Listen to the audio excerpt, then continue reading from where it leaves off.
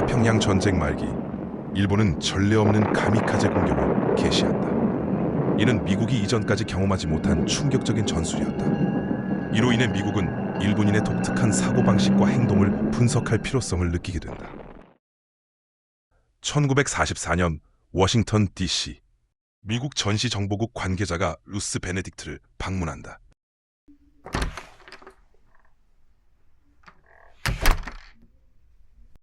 베네딕트 박사, 전쟁이 길어지고 있습니다. 일본 국민의 심리와 문화를 연구해야 할 필요성이 절실해졌습니다. 저는 현장에서 일본을 연구한 적이 없습니다. 서류와 증언만으로 얼마나 깊이 있는 분석이 가능할지. 그 점을 알고 있습니다. 하지만 지금은 전쟁입니다. 일본이라는 나라를 이해하지 못하면 그들을 효과적으로 설득하거나 대응하기 어려워집니다. 이해합니다. 가능한 모든 자료를 제공해 주신다면 시도해 보겠습니다. 이 자료에는 일본의 역사, 문화, 종교, 관습에 대한 기본 정보가 담겨 있습니다. 더 필요한 자료가 있다면 언제든 요청하세요. 고맙습니다. 최대한 객관적으로 그리고 깊이 파고들겠습니다. 며칠 후,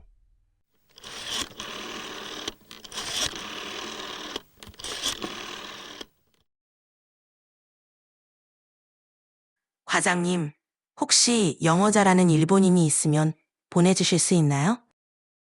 일본에서 살다가 온 일본계 미국인이 있습니다. 그 사람을 보내드리죠. 얼마 후,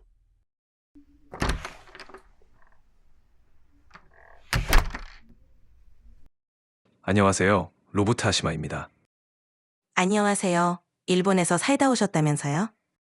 네, 미국에서 태어났고 13살이던 1932년에 일본에 입국해서 사범학교를 졸업한 후 잠시 교사로 일하다가 1941년에 귀국했습니다. 그렇군요. 제가 하시마 씨를 부른 건 다름이 아니라 묻고 싶은 게 있어서입니다.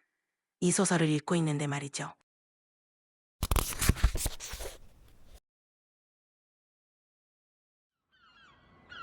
나는 도쿄에서 학교를 졸업하고 중학교 수학교사로 일하기 위해 시코쿠의 작은 어촌 마을에 왔다.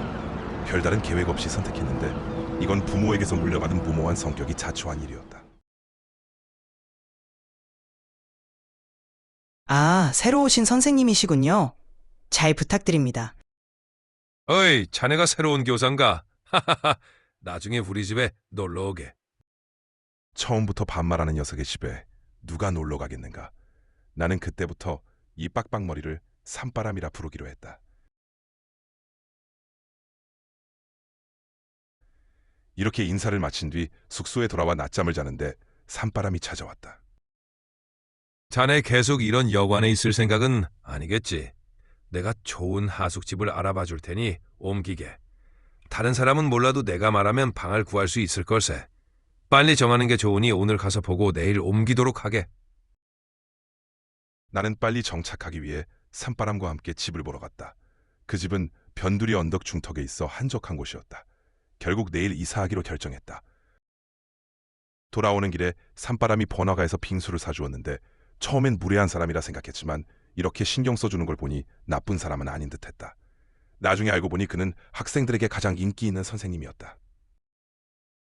그럭저럭 학교에 적응해 나가던 어느 날 빨간 셔츠는 느닷없이 나를 찾아와 낚시를 제안했다. 이유는 알 수 없었지만 그의 제안을 거절하는 것도 불편한 일이었기에 얼떨결에 따라 나섰다. 선생님, 이 학교는 생각보다 단순하지 않답니다. 특히 수학주임 말입니다. 그는 학생들에게 지나치게 인기가 많아 자칫하면 학교 분위기를 흐릴 수 있습니다. 학생들에게 인기가 많으면 좋은 일 아닌가요? 겉보기에는 그렇지만 그의 행동이 늘 정직하지는 않습니다. 지난번에 어떤 선생님도 그와의 갈등으로 이곳을 떠나셨죠. 듣자 하니 며칠 전에 교무실에서 선생님에 관한 부정적인 이야기를 모두에게 했다더군요. 선생님이 숙직실에서 자다가 별것 아닌 걸로 사환을 불러서 괴롭혔다는 등등. 뭐라고요? 그런 이야기를 다른 사람들에게 했단 말입니까? 네, 안타깝게도요. 산바람에게 얻어먹은 빙수 한 그릇 값이 내내 마음에 걸렸다. 고작 1.5리의 문제는 아니었다. 겉과 속이 다른 사람에게 빙수를 얻어먹었으니 내 체면의 문제였다. 그에게 신세를 진 상태로는 마음 편히 죽을 수도 없을 것만 같았다. 생각해보면 누군가의 호의를 거절하지 않고 받아들였다는 것은 그 사람을 높이 평가하고 존중한다는 뜻이었다. 하지만 나는 그가 산 빙수를 먹으며 스스로의 선택으로 신세를 지고 고마워했던 것이다. 그 고마움은 돈으로 갚을 매길 수 없는 담례였다. 나는 지위도 없고 관직도 없지만 독립적인 인간이었다. 그런 내가 신세를 지고 그 신세 지는 걸 받아들였다는 호의는 단순히 돈으로 계산할 수 없는 가치를 지니고 있었다. 100만 엔을 갖는 것보다도 더 값진 내 마음을 그에게 준 것이었다. 그런데 그런 사람에게서 모욕적인 언사를 들어야 했다니 참을 수 없는 일이었다. 다음 날 나는 산바람의 책상 위에 빙수값 1.5리를 내던지기로 결심했다. 그가 빙수를 사준 신세를 갚고 그와의 얽힌 관계를 끝내기 위해서였다. 그의 무례한 언사를 두고 볼 수 없었다. 어쩌면 주먹 다짐이 오갈지도 몰랐지만 그 전에 그에게 진 신세를 깨끗이 정리해야 했다. 그래야만 더는 그와 엮일 일이 없을 테니까. 미국인이라면 그냥 비열한 놈이라고 생각하고 끝낼 문제입니다. 그런데 왜 주인공은 이렇게 과민 반응을 보이나요? 그리고 싸울 거라면 그냥 싸울 것이지 굳이 빙수값을 돌려주는 이유는 뭘까요? 일본인은 아무리 사소한 은혜라도 반드시 갚아야 한다고 생각합니다. 이것이 일본인이 생각하는 미덕이자 정의입니다. 따라서 은혜를 갚지 않을 경우 나쁜 사람이라는 사회적 낙인이 찍힙니다. 하지만 이를 이용해서 상대방을 속박하는 사람들이 있습니다. 친절을 베푼 뒤에 상대방으로 하여금 자신이 원하는 대로 행동하도록 압력을 가하는 거죠. 이때 상대방은 세상의 이목이 두려워서 이를 거부하기 힘들고요. 그래서 일본인은 타인의 친절이나 도움을 받는 것에 대해 굉장히 신중합니다. 즉, 타인이 신뢰할 만한 인격을 가졌다는 판단이 섰을 때 그 호의를 받아들입니다. 주인공이 빙수를 얻어 마셨다는 건 상대방을 신뢰해서 마음의 문을 열었다는 의미입니다. 즉, 주인공의 입장에선 빙수값과는 비교가 안 되는 호의를 상대방에게 베푼 셈이 되는 거죠. 그런데 그런 모욕을 당했으니 배신감을 느낀 거죠. 또 그런 사람을 쉽게 믿었으니 자신의 체면도 구긴 거고요. 그래서 그 대가를 치르게 하려고 주먹 다짐까지 각오한 겁니다. 그런데 1.5리라는 은혜를 입은 상태에서 싸움을 걸면 배은망덕한 놈이 됩니다. 그러니 1.5리를 내던져서 먼저 은혜를 정리한 후 깨끗한 상태에서 결판을 내고 싶었던 겁니다. 오, 그렇군요. 잠시만요.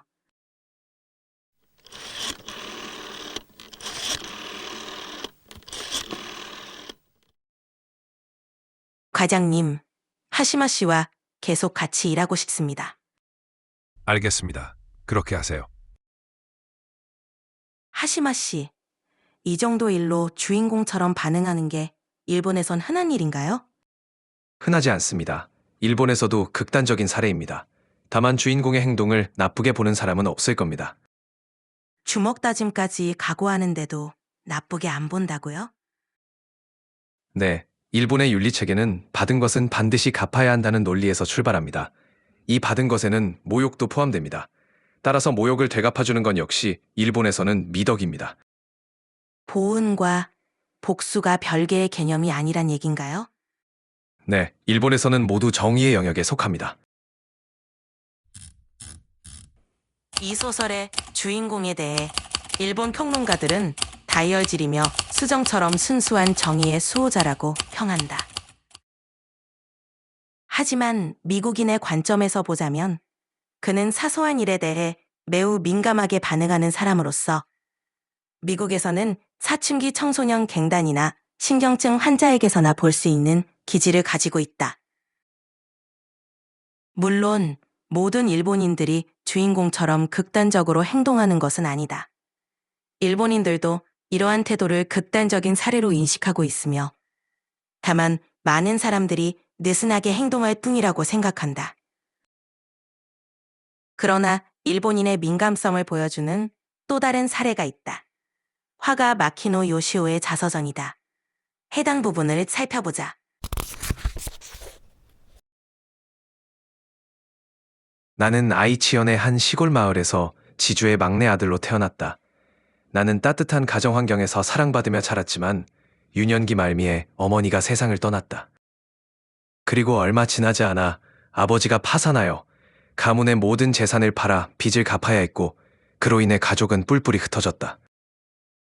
나는 내 꿈을 이룰 수 있는 한 푼의 돈도 없는 상황이 되었다. 그러나 나는 영어를 배우고 싶다는 꿈을 포기하지 않았다.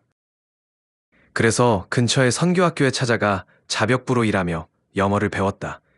18세가 될 때까지도 나는 몇몇 지방 도시를 벗어나 본 적이 없었으나 이미 미국으로 가기로 마음을 굳혔다. 그러던 어느 날 나는 가장 신뢰하던 선교사를 찾아가 그에게 나의 미국행 계획을 말했다. 그가 유용한 정보를 알려줄 수 있기를 기대했다.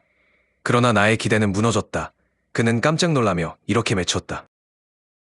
뭐라고? 네가 미국에 가겠다고? 그의 아내도 그 자리에 있었고 그들은 나를 조롱하며 비웃었다. 그 순간 나는 마치 머릿속의 모든 피가 발끝으로 쏟아져 내리는 듯한 기분이었다.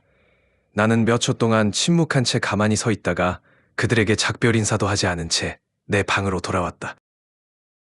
나는 스스로에게 말했다. 이제 모든 것이 끝났다. 다음 날 아침 나는 그곳을 떠났다. 그리고 그 이유를 적고 싶다. 나는 타인의 분노는 용서할 수 있다. 왜냐하면 인간이라면 누구나 쉽게 화를 낼 수 있기 때문이다. 나는 타인이 거짓말을 하는 것도 용서할 수 있다. 왜냐하면 인간은 약한 존재이고 때로는 진실을 마주할 용기가 없어 거짓을 말할 수도 있기 때문이다. 나는 근거 없는 소문이나 험담도 용서할 수 있다. 왜냐하면 타인의 설득에 의해 쉽게 휩쓸릴 수 있기 때문이다. 심지어 살인자도 그들의 처지에 따라 용서할 수 있다. 그러나 비웃음에 대해서는 어떤 변명도 있을 수 없다. 왜냐하면 죄 없는 사람을 비웃는 것은 의도적인 행동 없이 절대 나올 수 없기 때문이다. 나는 두 단어를 이렇게 정의하고 싶다. 살인자, 인간의 육체를 암살하는 자, 조롱하는 자, 인간의 영혼과 마음을 암살하는 자. 영혼과 마음은 육체보다 훨씬 더 소중한 것이므로 조롱하는 행위야말로 가장 사악한 범죄이다. 실제로 그 선교사와 그의 아내는 나의 영혼과 마음을 암살하려 했다. 그리고 나는 깊은 고통 속에서 이렇게 외쳤다. 대체 왜 당신들이 나를 이렇게 조롱하는가? 다음 날 아침 나는 나의 전 재산을 손수건에 싸서 그곳을 떠났다. 이 화가는 당시 사건으로부터 수십 년이 흘렀음에도 불구하고 당시의 기분을 생생하게 묘사하고 있다. 그리고 그에 따르면 비웃음은 절대 용서할 수 없는 것이라고 한다. 이를 통해 우리는 알 수 있다. 자신의 자아가 경시당했다고 느꼈을 때의 일본인의 나약함을 말이다. 미국인들은 사적인 평가를 가볍게 주고받으며 이를 일종의 개인처럼 생각한다. 그러나 일본에서는 가벼운 말 한마디가 생사를 가를 만큼 중대한 문제가 될 수 있는 것이다. 일본의 설화에 의하면 예로부터 정의를 구현하기 위해서 자신을 비웃은 자를 칼로 베어 죽였다고 한다. 일본의 근대 생활사를 봐도 자신을 비웃은 사람을 적대시하여 정의를 구현하고 있다. 일본인 남학생들은 누군가 자신을 비웃을 경우 몇 년간이고 이런 적대 관계를 계속한다. 일본인들에 의하면 정의 구현을 위해 최선을 다하고 있는 것이다. 일본의 가장 자비로운 사람 중 하나인 니토베 이나조는 무사도에서 다음과 같이 말했다. 복수에는 정의감을 충족시키는 무언가가 있다. 우리의 복수심은 수학적 능력만큼이나 정확하여 방정식의 양변이 맞아떨어질 때까지 우리는 무언가 미완으로 남아있다는 느낌을 지울 수 없다. 요시사부로 오카쿠라는 복수를 다음과 같이 비유한다. 일본인의 정신적 특성 중 많은 부분이 순수성에 대한 사랑과 더러움에 대한 혐오에서 비롯된다. 우리는 가족의 명예나 국가의 자존심에 대한 모욕을 더럽힘 혹은 상처와 같은 것으로 보며 그것을 씻어내거나 치유해서 본래의 깨끗함을 회복해야 한다고 생각한다. 일본에서 자주 볼 수 있는 복수의 사례들은 우리 민족의 청결에 대한 열정이 만든 아침 목욕과 같은 것이라고 볼 수 있다. 그렇기 때문에 일본인들은 마치 만개한 벚꽃처럼 맑고 아름다운 인생을 살아간다. 즉, 복수라는 것은 다른 사람들이 던진 더러움을 씻어내는 것이다. 조금이라도 그것이 남아있다면 결코 덕을 갖춘 사람이 될 수 없다. 이처럼 일본인들은 모욕에 대한 복수를 좋은 것으로 여긴다. 그렇다면 다른 아시아 국가는 어떨까?